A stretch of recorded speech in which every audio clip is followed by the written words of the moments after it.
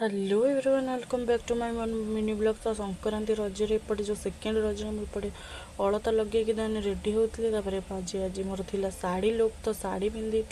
then कौन एपटे बाहर जाइलु समस्ते फैमिली मेम्बर कौन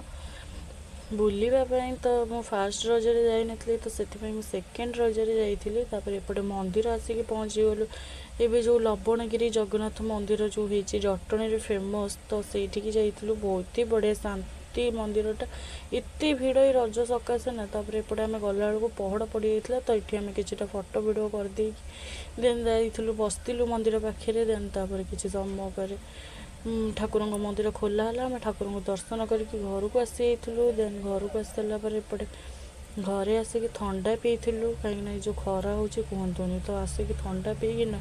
मुझे धोई जाइली थंडा पीकिना एपटे